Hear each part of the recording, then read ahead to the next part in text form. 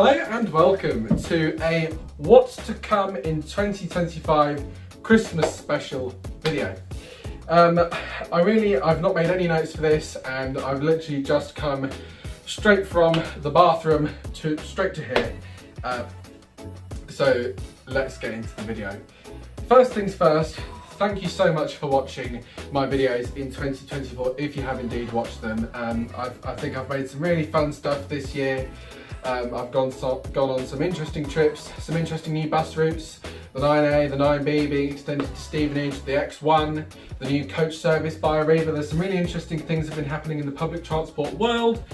So if you have seen if you've watched any of my videos this year, if you've left a like, if you've commented or anything, I deeply appreciate it. Thank you so much for watching.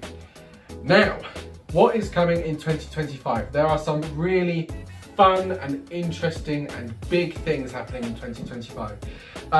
The first of which, this is not an exact, precise order of events. I don't know, these are rough ETAs, these are rough timescales, because there's some big things and there's some intricate things. Some of these are going to take more planning than others, and some of them are just bigger projects. So let's get into the first thing, just from the top of my head, the first thing I can think of, which is probably coming sometime between January and March. I have been invited to the Arriva Stevenage depot. That's going to be really fun. We're going to get to have a tour of the depot, and then we'll get to sit down with hopefully the depot manager themselves, but if not, certainly at least one or two drivers and one or two mechanics. It'll be really fun, really exciting. We're still in the planning stages, just for getting we've been invited and it's confirmed that we will be going, but we're just in the planning stages of getting just the exact date and the permission, and there's some other bits and pieces to make sure that we can be there and we can do it. But I'm looking forward to doing that. That's going to be a really fun one. So yeah, January to March for that one. Next is another interview of sorts. Well, the first wasn't an interview, but this is an interview with Kevin Bolivar, Member of Parliament for Stevenage. That is going to be really fun and really interesting, and it's also going to be politically neutral. It's going to be as neutral as I can possibly make it in terms of my questions. My questions are going to be very neutral and very sort of fact-based, job-based questions. And it's also, I'm going to try and have it be more of a discussion than just a me asking him questions interview. This actually comes off the back of the bus hustings event that we held back in June or whatever it was, before the general election earlier this year. This is coming off the back of that. I'd have offered this opportunity to whoever became the new MP. If it was, Alex Clarkson or Paul Green or Paul Dawson, sorry. I'd have offered this opportunity to have an interview with me to any of them, whoever won. And it turns out Kevin Bolivar for Labour won in our ward. And so yeah, that's going to be really interesting. It's obviously up to him whether he decides to answer the questions in an unbiased and politically neutral way. But as a politician, it can introduce some political biases here and there, but from the sort of third party perspective, I will try and keep my questions as neutral as possible.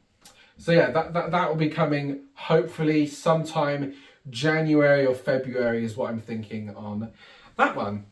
The next thing, which I'm hoping the first part of it will start in January, and then depending on how things go, it might take a little bit longer. But basically, there is a shop in Letchworth Garden City called Curiosities. Oh, I can't remember the name. It's Creations, Conservations and Curiosities with David Levitt.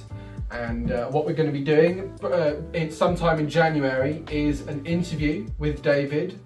And then we haven't decided yet if we want to have a new channel for the shop, or if the videos will be hosted on his current YouTube channel, or if the videos will be hosted on my YouTube channel. What I'd like to do is set up a new channel for the shop, and the main videos will go on that, and then all the behind the scenes content will go on this channel. So that is something I'm really looking forward to. It's a really fun, quirky little shop. And there's some brilliant stuff in there. It's an antique shop. They've got old musical instruments, they've got a player piano, they've got jukeboxes from the 40s, they've got model planes hanging from the ceiling, model buses and model trains lining the walls.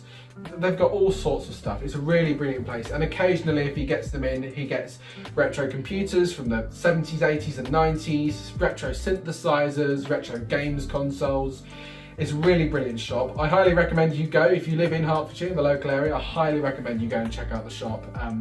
But yeah, in January onwards, doing the interview with David, and then we'll be moving forwards and hopefully starting a new series, producing videos about his various restoration projects that he has going on. So that's going to be a really fun thing to look forward to. Last but not least of the major projects is something that I've been looking forward to for a very long time. And I'm really excited for this one. Exploring Britain's Busways, episode 1 will be coming out between May and July. It is going to be a brilliant piece of film. 45-minute plus feature-length documentary style episodes for the series. Episode 1, the Luton and Dunstable Guided Busway. It is going to be brilliant. I'm so looking forward to it. It's going to have top-notch production quality. I've got an excellent team behind me. I've got an excellent array of equipment at my disposal. We've already got some music tracks picked out. We've picked out some locations. We've already started location scouting. It's going to be absolutely brilliant. If you're interested in the intricate history and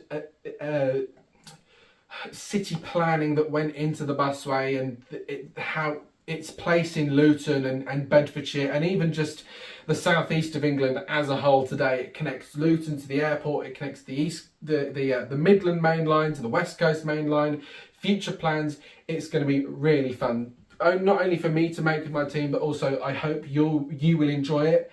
And I'm also hoping the first trailers we'll get to see probably sometime before May, maybe sort of sometime in April we might get to see the first trailer. I'm really looking forward to that. And also, I won't be hosting it.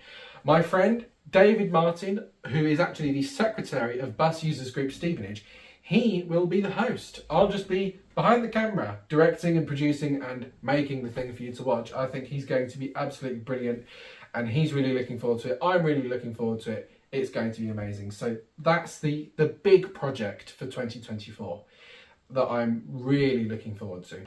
The last thing, there's one or two things at the end that I just wanted to mention. There will be at some point in 2024, I don't actually have an exact ETA for this one because it's just up here at the moment in the idea stages in my head, but I am planning on doing my first fiction film.